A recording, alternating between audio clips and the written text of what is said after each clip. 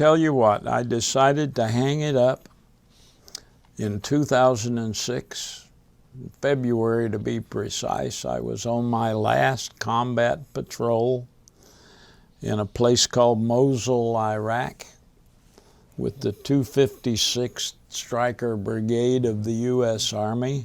We had a pair of Kiowa Warrior helicopters flying over, flying protection over us as we patrolled the city, and one of them had just been shot down.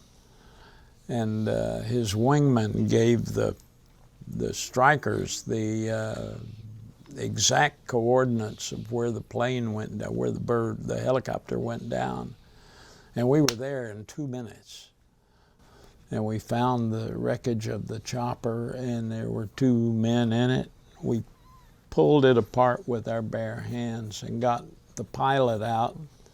He was dead, just. And we tore into the other side of the helicopter and got the co-pilot out, and he was alive. We had a pulse.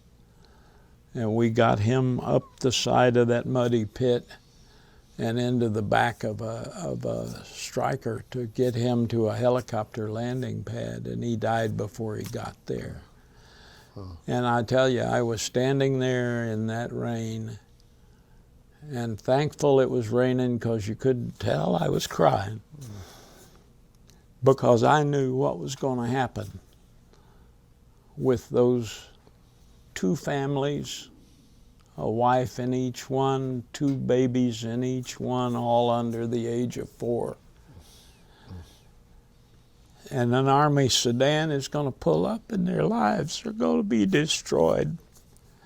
And to me, it was exactly the same as looking in the faces of those 2 men I pulled off that mountaintop in Vietnam so many years before. And I couldn't take it anymore.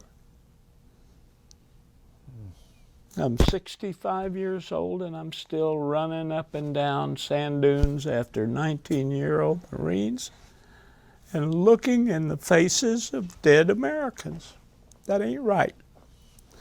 So I quit. I hung it up the 1st of June, 2006. And on the 1st of June, I loaded the last of my stuff in a U-Haul truck, as big a one as I could rent, and I headed south to Texas at a high lope.